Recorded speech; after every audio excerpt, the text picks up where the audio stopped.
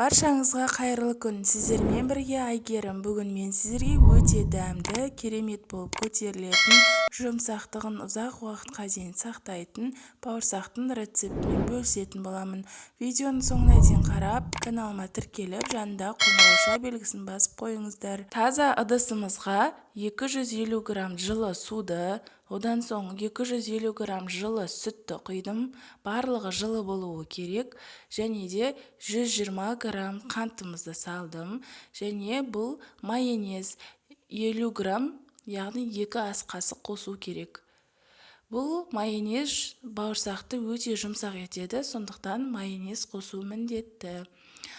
1 шай қасық тұзымызды салдым, тұзды, одан соң біраз араластырып жібердім. 5 грамм ашытқыны салып, үстінен електен өткізілген ұнды аз-аз мөлшерде сала отырып, қамырымызды жұмсақ етіп илеп алдым. Міндетті түрде аз-аздан салып, жұмсақ етіп илеңіздер, бірден көп салып, қатты болып қалмасын. Үстіне 3 ас қасық сұйық майды құйып, жақсылап июын қандырып, майымызды сіңдіріп, қамырды илеп алдым. Енді бетін жауып, жылы жерге 1,5-2 сағаттай көтерілуі үшін қойып қойдым.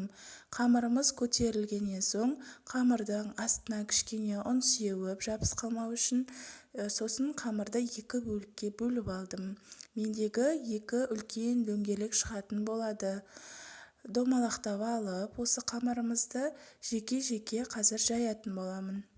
Және де каналымда көптеген оңай жасалатын, бір жасағаннан керемет болып шығатын рецепттер бар. Міндетті түрде каналыма дәл қазір тіркеліп, жанында қоңырауша белгісін басып қойыңыздар. Қамырымызды өте қалың емес, жұқа емес, орташа көлемде жаятын боламыз. Қалыңдығы орташа болуы керек.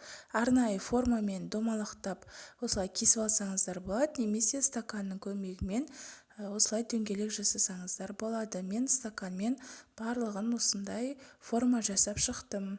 Енді мата сүлгіге осы дөңгелек қамырларымыздың барлығын орналастырып шығамыз. Арасын кішкене алшақтау етіп қойыңыздар.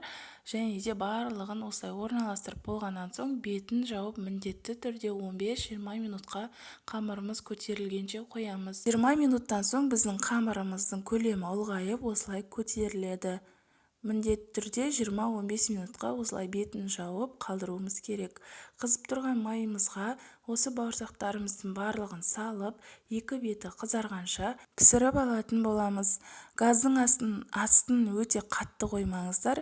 Қатты қызарып, іші піспей қалуы мүмкін. Сондықтан кішкене баяу отта бауырсақтарымыздың 2 беті қызарғанша жақсылап тұрып қуырып, бауырсақтарымызды осы майға пісіріп аламыз. Қызарып піскен бауырсақтарымызды қағаз майлыққа барлығын қойып, майын кішкене сорғытып аламыз. Жұмсақтығын ұзақ уақытқа дейін сақтау үшін бауырсақты суығаннан соң салафан пакетімізге салып, бетін жауып қойсаңыздар, ұзақ уақытқа дейін жұмсақ болып шығады. Міндетті түрде осы менің рецептімен дайындап көріңіздер, керемет жұмсақ болып шығады. Барлығыңызға ұнайды деген ойдамын. Барлығын бауырсақтарымызды осылай 2 бетін қызартып тұрып пісіріп аламыз.